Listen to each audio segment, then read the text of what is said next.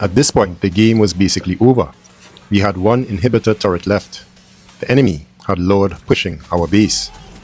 Their Miya was sneaking the back door. We were massively behind in kills and turrets, and our base HP was disappearing quickly. But right here, this one defense changed everything. The Lord got trapped between our turrets. We caught Miya before she could finish the base, and somehow, from this moment on, we slowly turned the entire game around.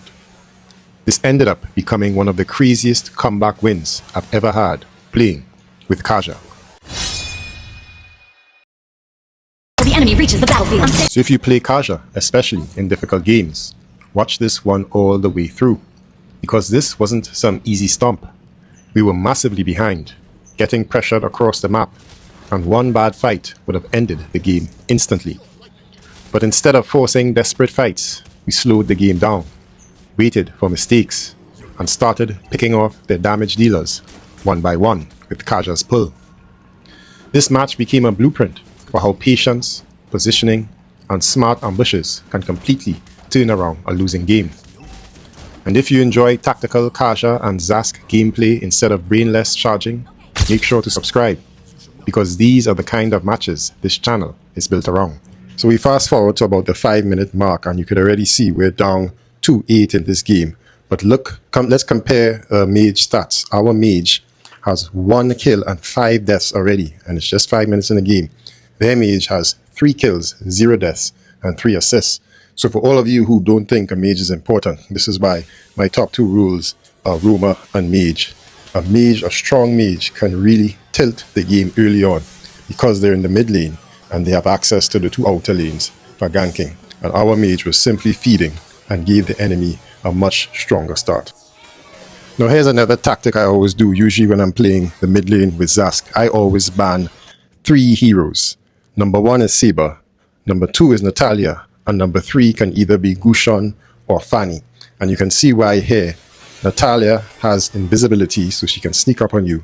She has a very long dash range, so she can dash, and she has so much burst damage that she can kill you and get herself out of a tough situation, use her cloak, and escape. She is extremely dangerous for ganking. And you saw I went into my tower protection, and she still got me and escaped. So at this point of the game, I have maybe at least 2 or 3 defensive items. So I have sufficient physical defense to withstand Joe Head's attack. And then he finds himself surrounded by 3 of our teammates. So I paralyze him, drag him back a bit, and we take him out. And then we see Natalia and Nana entering the fight. So it's about time to start retreating because Natalia is already fed. And she takes out Bane.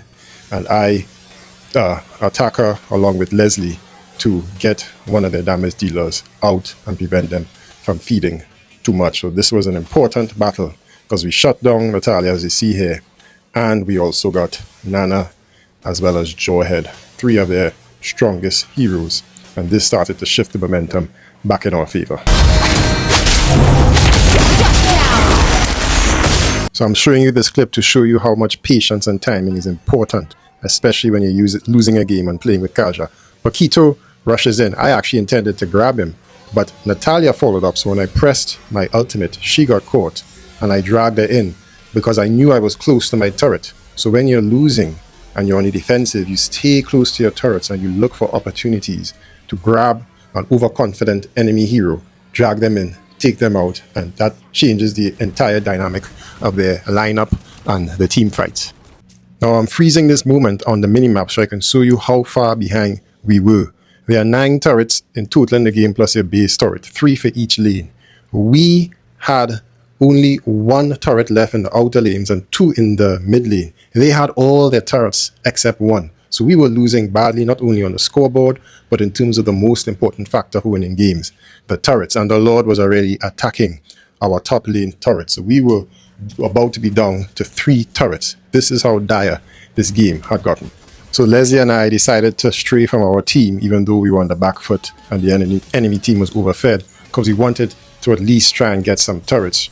We took the risk and we ended up losing not only Kaja, but Leslie, because their burst heroes of Natalia and Paquito ganked us and took us out. And this right here to me was the defining moment of this match. We lost our bottom turret as well, and that single turret that Leslie and I took out proved to be important. Anyhow, they were coming from both sides. The Lord was on the bottom lane.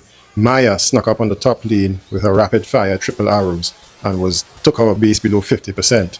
I was able to take her out, but what saved us really was the fact that we still had inhibitor turrets on the mid lane, and the Lord, instead of going directly to base, which would have probably finished us off, he went for the mid lane inhibitor turret, got stuck between two turrets and was taking damage from our base turret and the inhibitor turret, as well as our minions, and that bought us time. That was literally the life-saving moment of our game. This is why I keep saying, in the early game, farming and defending your turret and pushing lanes is more important than looking for kills. And from here on in, you see how the team fight started changing. So Miya tried to freeze me. I moved in and I grabbed, I believe, Miya, dragged her in. Harley put his ultimate on Natalia, so she was dead. And then we ended up taking out 3 of their heroes without losing one of ours. And you can see I got the award for excellent defending because my build is almost complete and absorbing massive damage while still regenerating health. And from here on in, if you watch, you see how the momentum is now in our favor. The scoreline is much closer. We start marching on turrets and stealing Lord, which really turned the game around.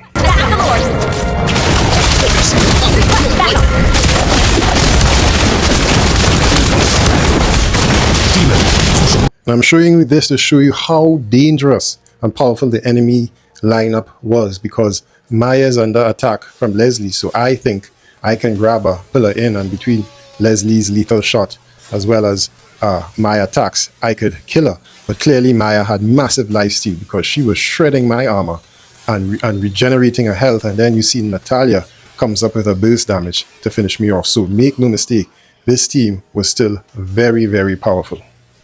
And you see here Joehead trying to hide in the bush to ambush us. The problem is, even though he's tanky and has a lot of damage, he's just too slow. So once I paralyze him and bring him in, he's taking too much damage. He does throw Bane away and try to escape, but remember, my attacks slow the enemy and reduces their damage, and therefore it's just a matter of time before he passes away. Demon, you shall not have the opportunities. Team, destroy the turret! Mega kill! Enemy has been slain. Indestructible backup! Launch initiate retreat! So this was an interesting dynamic here. My entire team and the enemy team was up by the Lord. I'm defending the bottom lane because I'm paying attention to my map, and I see Joehead trying to sneak in. So he charges me, but with my full defense and my Thunderbelt stacked, it's not going to do enough damage. I paralyze him and drag him to the turret, but he also has a lot of a physical defense, so it doesn't do much damage. But what I'm doing is I'm slowing him down, keeping him here, hitting him with my Wrath of Sanction, reducing his damage. Plus, the Thunderbelt also does a slow attack, and it gives enough time for Cyclops and Leslie to show up, and then he is taking out. And now we're in the lead because we only have 2 dead heroes, and they have 3. And this is one of Kaja's shining moments here. If you can look now, you can see the match is much closer. It's 34-37, and my first mission is to get rid of Joehead, who's stuck between 2 teammates, so his fate is already written.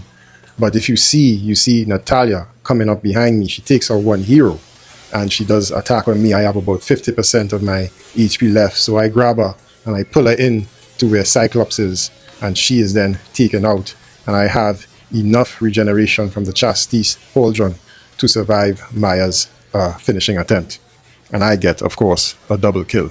And this is where Kaja shines in the late game. He can withstand so many attacks and lead the team fight, but he has a ranged attack, so he doesn't have to get in so close. And of course, if he's taking damage, he can paralyze an enemy, drag them towards the team, and get them killed. And he also has a dash ability. So at this game, Kaja is really the one dominating the game.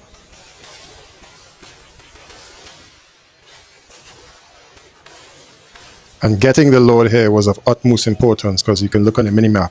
We have no inhibitor turrets left, and they have 3, but their mid lane is empty. So I knew I had to do everything, even if it required me to sacrifice myself to ensure my team got the Lord. And once we got the Lord, headed straight for the mid lane and we executed one of the biggest comeback victories I have had in a while.